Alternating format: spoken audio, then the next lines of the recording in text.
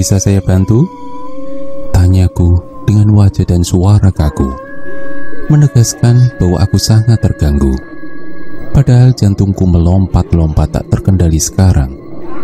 Untungnya, hanya tangan yang kusembunyikan di balik punggung yang terasa bergetar, tidak dengan suaraku. Aku masih bisa tenang, tapi dengan kaki yang mulai goyah yang terhalang di balik pintu. Hening sejenak di antara kami. Tapi aku tahu, kedua polisi itu sama sekali tak berkedip menatapku. Salah satunya bahkan bagai mesin pemindai, menatapku dari atas sampai bawah dengan tatapan cermat. Entah apa yang mereka pikirkan. Begini Nona, kami hendak menyerahkan surat panggilan sebagai saksi atas nama Lastri Kumalasari alias Sarah. Salah seorang dari mereka memecah keheningan. Kami berniat meminta keterangan atas hilangnya 5 pria di berbagai hotel berbeda. Untuk lebih jelasnya, Nona bisa membacanya sendiri. Lanjutnya lagi, sambil menyerahkan surat dengan tangan kanannya. Bergegas kuambil surat tersebut dan membacanya dengan cermat. Terasa getaran pada tangan sedikit mereda ketika kulihat pada keterangan bahwa statusku masih sebagai saksi. Nona bisa datang 3 hari dari sekarang, bisa sendiri atau dengan kuasa hukum yang Nona tunjuk sesuai undang-undang. Jika Nona mengabaikan panggilan ini, akan datang surat panggilan kedua dan ketiga. Tapi jika Nona masih abai setelah panggilan ketiga, maka kami akan menjemput paksa. Ada hal lain yang ingin ditanyakan? Tanya polisi itu lagi. Tidak, terima kasih, saya sudah mengerti. Jawabku cepat, masih dengan suara kaku. Kedua polisi itu terlihat mengangguk dengan senyum ramah. Tak lama kemudian mereka berpamitan. Bruk, tubuhku langsung merosot hingga bersimpuh di lantai begitu pintu tertutup. Keringat dingin terasa membanjir di balik baju tipis yang aku kenakan. Kuatur nafas untuk mengurangi ketegangan karena jantung yang berdetak tak beraturan. Beberapa kali tanganku kepal dan kubuka untuk menetralkan detak jantung. Lama-lama terdengar kekean pelan. Nada suaranya seolah mengejek. Dan aku tahu pasti siapa pemilik suara itu. Gara-gara kamu Aswangga? Bentakku geram. Dadaku naik turun karena kesal, marah, sekaligus takut yang berbaur jadi satu. Kau sungguh tak becus. Bagaimana bisa aku berurusan dengan mereka? Teriakku kalap. Bukannya berhenti, Aswangga malah mengeraskan suara tawanya.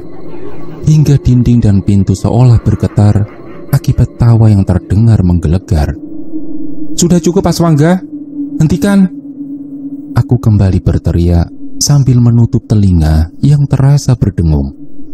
Tiba-tiba saja, sepasang kaki sudah berdiri tepat di depanku. Si empunya kemudian mencondongkan badan, hingga posisi wajahnya berada sejajar dengan wajahku. Nafasnya yang berat sekaligus kasar, terasa panas menyentuh kulit wajah sekaligus kepala. Kamu takut Lastri? Tanyanya mengejek. Apa perlu mereka kumakan hidup-hidup? Tapi syaratnya, kau harus ajak mereka ke tempat tidur.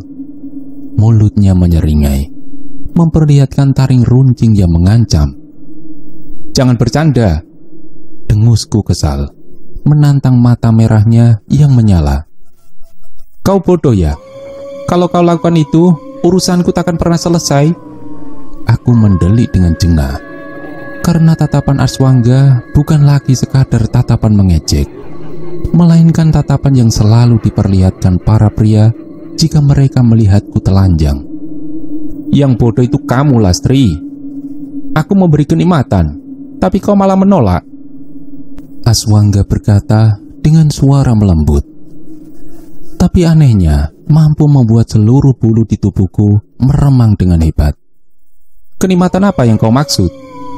Tanyaku dengan suara bergetar, masih mencoba menantangnya, walau aku tahu pertahananku sudah runtuh dari tadi. Jangan pura-pura bodoh. Kau juga menikmatinya kan? Lenguan dan neranganmu bukan pura-pura. Aku tahu itu. Aswangga mengusap keningku dengan ujung kukunya yang runcing, hingga usapan itu berhenti tepat di dagu. Dengan lembut, ia mengangkatnya, hingga wajahku mendongak dengan bibir yang hanya berjarak satu hembusan napas saja dari bibirnya. Aku sungguh tak mengerti dunia manusia, Lastri. Apa salahnya memakai bangkai buruan yang sudah menjadi milikku? Lagi pula, itu kemauan mereka sendiri. Aswangga terkekeh pelan, dengan mata nyalang yang masih menatap tajam. Untuk sementara, kau mungkin tak bisa memberiku makan. Sedangkan darah perawan baru akan kucicipi malam purnama yang akan datang. Bagaimana kalau sekarang, tubuhmu saja yang kau tumbalkan? Aswangga kembali menyeringai. Kukunya yang runcing mulai turun dari dagu, menyusuri leher jenjangku, kemudian berhenti tepat di atas dada. Apa maksudmu? Tanyaku dengan suara tercekat. Dadaku bergetar hebat dengan guncangan rasa yang tidak bisa aku pahami. Aku tahu apa yang ia inginkan. Dan sekarang kepalaku dipenuhi bayang-bayang tentang rasa sakit sekaligus nikmat ketika aku melakukan persetubuhan dengan Aswangga tempo lalu. Sesuatu mulai membasah di bawah sana. Mati-matian aku menahan gejolak nafsu yang datang bagai gelombang air bah. Aswangga mendengus kasar. Pertahananku hancur sudah. Nafas kami sama-sama memburu sekarang. Tangannya kembali menyusuri setiap lekuk tubuh, hingga akhirnya aku harus kembali pasrah atas apa yang diperbuatnya pada tubuhku. Nona Sarah, Anda sudah siap kan? Tanya pria parubaya yang duduk tepat di sampingku, di kursi belakang sebuah mobil. Dia adalah pengacara yang direkomendasikan Amel 2 hari lalu. Sementara di depan, seorang pria yang merupakan sopir sedang mencuri-curi pandang ke arahku di balik spion yang sengaja ia arahkan. Aku mengangguk sambil mengulas senyum simpul meski tak yakin. Dadaku berdebar hebat menatap gedung di depan kami. Ya, hari ini aku datang memenuhi panggilan di kantor polisi sebagai saksi atas hilangnya 5 orang pria setelah menerima servis dariku. Ingat, nanti jika ada pertanyaan yang memberatkan, cukup saja jawab tidak ingat atau tidak tahu. Nanti sisanya biar saya yang selesaikan, ucapnya dengan angkuh.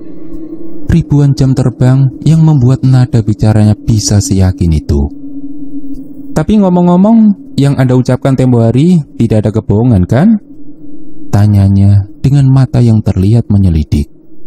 Aku membalikkan wajah dengan anggun, kemudian membuka kacamata hitam yang kukenakan dengan gerakan perlahan. Apa Anda tidak percaya dengan klien Anda sendiri? Aku balik bertanya dengan sinis. Kalau begitu, rupanya saya telah salah memilih pengacara. Lanjutku dengan setiap patah kata yang berisi penekanan. Hahaha, bukan seperti itu maksud saya. Pengacara itu tertawa, tapi aku tahu ia melakukan itu untuk menutupi kegugupannya. Sedetik kemudian, ia kembali bisa mengatasi keadaan. 100%, bahkan 1000% saya yakin. Wanita secantik Anda tidak mungkin melakukannya.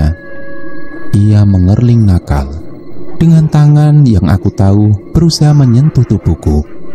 Namun niatnya ia urungkan. Benar-benar memuakkan. Lebih baik kita turun sekarang, ucapnya lagi. Bergegas sopir turun, kemudian membuka pintu untukku.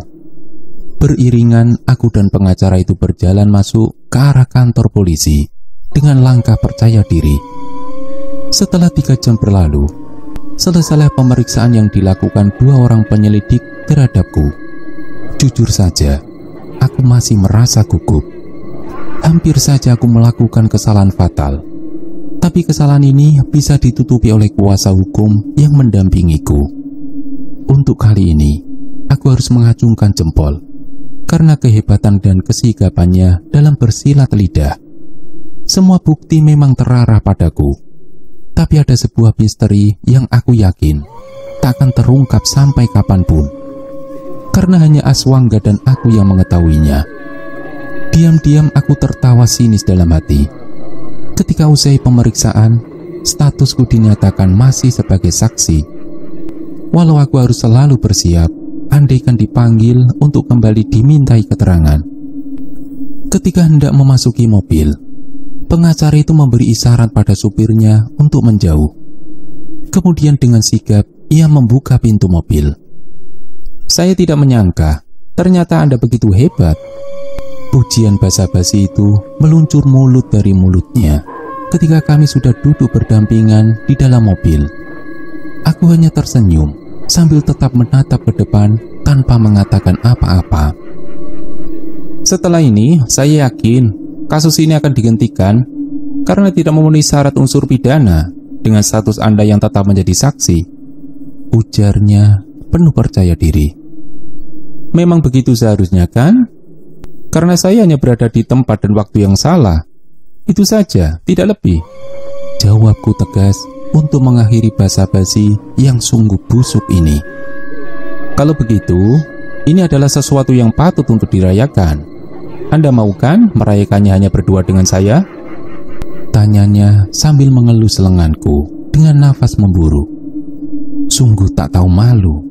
Batinku kesal. Rupanya ia tak menyerah begitu saja. Rasa percaya dirinya terasa setebal wajahnya.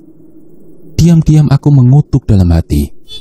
Mengapa tadi aku bersikuku tidak memperbolehkan Amel mengantar, hingga aku terjebak dengan lelaki tua ini?